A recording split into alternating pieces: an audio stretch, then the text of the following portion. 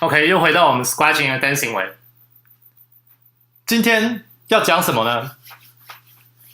其实从今天的教学开始，接下来的 scratch 教学会比较偏向于起步动作是以声音打开做起步，而再去做接下来的 scratch 动作。为什么这样讲呢？是因为我们之前所做的各项 scratch 动作，像是 baby scratch， 像是 step、transformer 这些动作都是起始动作，是我们先用大拇指去 hold 住飞的，让它做持续关闭的动作，而要出声的时候，我们才去做打开。之前我们所教的 scratch 的动作，大部分是以这种形式为主。接下来有几项 scratch 的技巧，会是起步动作是以飞的打开为起步，而再去做接下来动作的 scratch。而今天我所要讲的 chirp 就是属于这一种的 scratch 的技巧。chirp 这个 scratch 它的发明者是 DJ Jazzy Jeff。那我这个部分我只是跟大家讲，有些书有些文献说 DJ Jazzy Jeff 发明这个动作，并不是我讲的哦。那首先我先跟大家说明 chirp 这个动作怎么做。刚才我有说到 chirp 这个动作是以打开飞的做起始，而接下来再去做动作的，所以它会听起来会是像这样。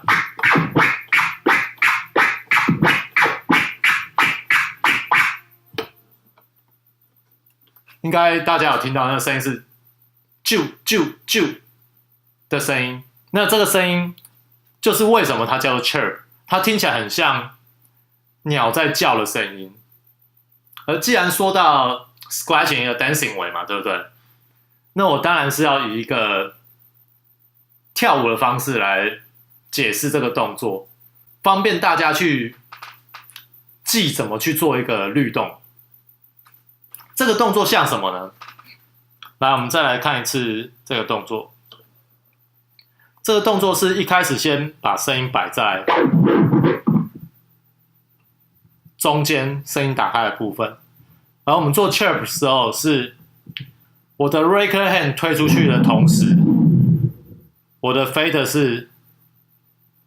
从打开到关闭，所以它会是这样。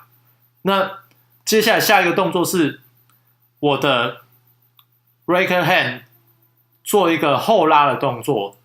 而同时我的 fader 再打开到原始的这个位置，所以它接下来是这个样子。我再做慢一点的连续动作给大家看，我推出去 fader 从打开推到关闭，我拉回的时候 raker hand 拉回的时候，我的 fader 同时也拉回到原始打开位置。那再做一个连续的动作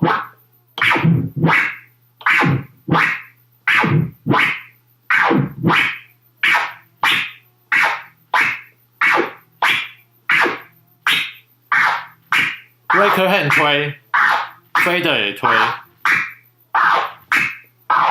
raker hand 拉 fader 也拉。所以如果说这个以动作来说的话，我会像是这个样子，两只手同时往外推，然后再两只手同时往内拉，推拉推拉。而这个动作像是跳舞动作里面的什么动作呢？这个动作很像 old school 的一个街舞的 locking 的动作，它很像这个，对吧？但是刚才我所说的 chirp 这个动作啊，跟 locking 的这个动作稍微有点不太一样的地方是 ，locking 是下律动的时候往内压，这个是 locking 的，这个 locking 的动作，身体往下的时候，下律动的时候，手也是往内压，这个是 locking 的动作。而 chirp 相反 ，chirp 是我身体做下律动的时候，我手是两只手同时往外推，所以它是反的，它是跟刚才那个 locking 的动作是反的。身体往下压的时候，两只手同时往外推，推出去，推出去，推出去，推出去。而这个动作反而就不是刚才所说的这个 locking 的动作，它比较会像是这个动作。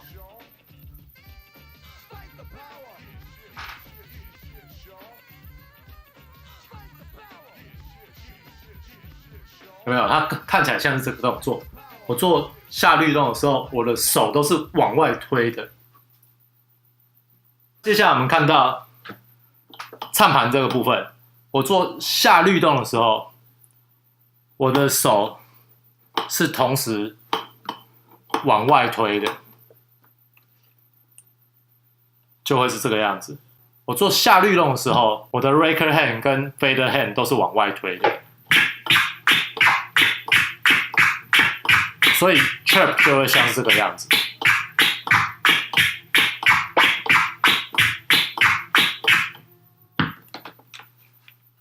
好，那我们现在接下来跟着音乐来做。好，接下来我们首先找到这个声音的起始点。啊耶！啊在这里，然后我们飞的是放在打开的这个位置，然后保持你的律动。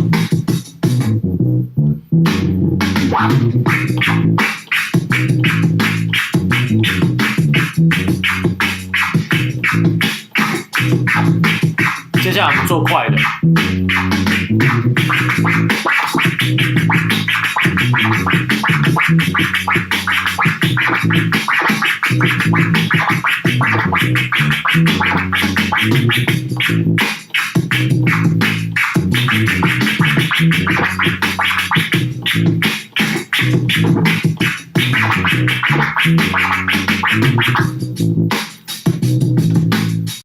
好，那刚才我是一开始先是从一拍一个来回的动作嘛，就是一个下律动，做一个推跟拉，而我接下来做一个快速的时候，会变成一个下律动，做2次推跟拉，会变成1 2 1 2 1 2 1 2，就是我所说的，你如果去保持你的一个律动在的话，你接下来要稳定你的拍子会比较好稳定，因为像这种起始动作是打开的这种动作来说的话，会当你在做 freestyle squash 的时候，你的手指会很容易的跟起始动作是关闭fader的动作混淆掉，所以像 chirp 这一种一开始动作是在fader打开的这个动作啊，我们就会有一个小技巧，让它一开始动作也是先从fader关闭的时候做动作，而这个声音会跟正常的 chirp 有点非常非常细小的不同，但是因为它只有一个非常非常细小的不同，所以很多人会宁愿选择这一个听起来稍微只有一点点不太一样的这个方式来做 chirp， 因为你可以减少很多你的手指或你的脑袋没办法及时转换过来的一个困扰。这个动作就是我在推出去的第一个动作，我做 step，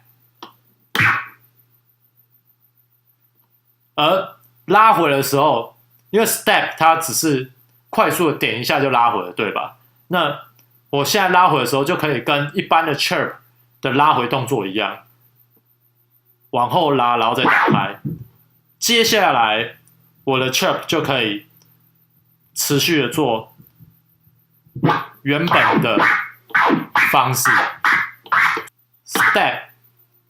打开关闭打开关闭打开，连续动作会变成像这样。正常的版本是这样。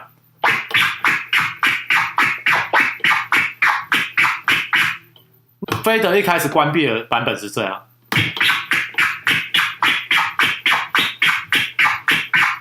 这是2种做法，而我会很习惯的做一开始做关闭，而接下来再回复到原本的 chirp 的这种方式，因为对我来说会减少很多手指或脑袋转不过来一个困扰。但当然也是有很多人，他们还是坚持使用最原始的，就是起始动作是 fader 打开的这种动作。接下来下一个，我们在做 chirp 这个动作啊，你要练习从慢到快，然后再从快到慢，还有推跟拉的速度的差异也会影响到你的声音的频率高低。像我现在做一次给大家看，你可以先从慢的，慢慢的越来越快。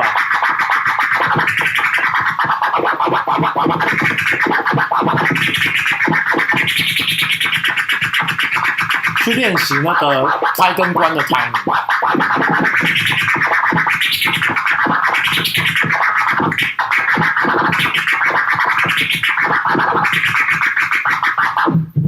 大家应该有注意到，有一个声音听起来很像我们之前做的 scribble 声音，因为 scribble 都是从头到尾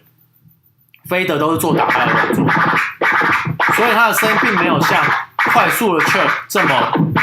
么有力道，这么干净，这么的尖锐。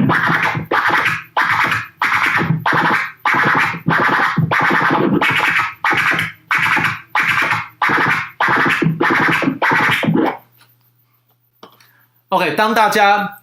练习习惯练到一个程度以后，我们就可以开始来做一个 freestyle 的一个练习。那我们接下来就是把我们所有目前为止所学到的东西